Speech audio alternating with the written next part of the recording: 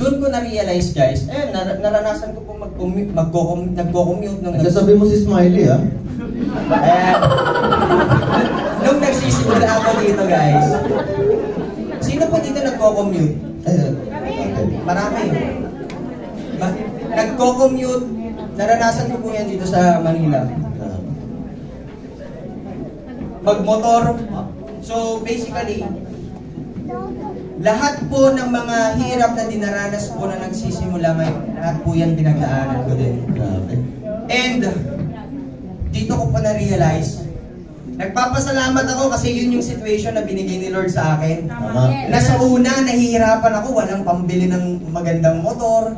Diba? Alam niyo yun? And then, sama lahat ng papuri talaga kasi after 6 months po na in-announce ng company yung free car incentive natin. Na-hit po natin yung free car incentive. Wow! Ayan, so ako po, hanggang ngayon hindi pa nagsisink in na meron na po akong sports car.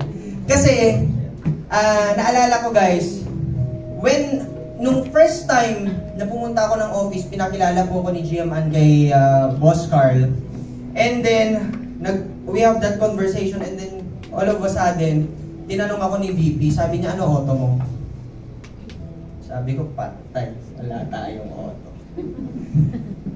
Pero malapit ko nang isagot kay VP na marami akong auto that time. Paiba-iba pa, everyday. Depende kung anong grab ang masakyan ko. Naman. Diba? Ayun ha? So, ganyan guys, before pa man ako nagkakotse, naranasan ko po yung magbitbit ng maraming mga package. Nauulanan sa labas, naiinitan, guys. Sino po nakaka-experience nun? Ayan, again, congratulations. Nasa tamang landas ka, kapatid. And, naranasan ko pa po, guys, yung, alam niyo yung nakaangkas ka lang, tapos ang pormahan mo, marahas talaga. Alam mo yung talagang, di mo pa kinakausap yung client, talagang magbabayad na sa'yo eh. Ganon ang pormahan. Pero, merong isa na parang pag nakita ng client, hindi ka aya-aya. Ano yun? Yung makita kanyang nag-commute. Alam mo yung ang ganda-ganda ng forma mo, tapos bumaba ka sa jeep. Diba? Doon pa lang parang madidiscriminate ka na parang, ano mo, tama ba to?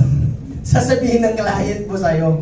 Diba? Kaya naranasan ko yung nakasakay ako ng Grab, yung tipong malapit na sa office, tapos bigla akong papara sa malapit.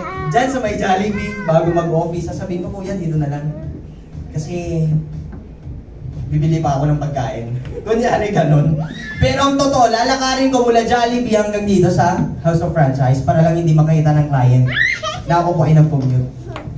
And yun yung mga panahon na talagang sinabi ko sa sarili ko, eto na yung mga huling panahon na naglalakad ako. Kaya kapag ikaw, naglalakad ka pa hanggang ngayon, gawin mo motivation yan. Araw-araw. Yan ang maging rason mo para magsipag ka at i-share mo yung negosyo. Kasi, one thing is for sure, na pag yun ang ginawa mo, ito din ang magiging future mo. Wow! Diba yung ikaw na rin ang magkakaroon ng sports car. Guys, ito pa. Galing. Dati, nahihiya ako na pupunta ng office, nagko-commute at haharap sa client. Pero by this time, baliktad lang nangyayari. Client na ang nahihiya sa akin kasi naka-sports car yung darating nakakausap sa kanya. Wow! Dati, nahihiya ako na mag-deliver ng mga product supply at mga package ng mga partners natin. Kasi nagko-commute lang ako. Pero ngayon, yung mga partners nang nahihiya. Kasi naka-sports car yung magde-deliver ng mga package nila.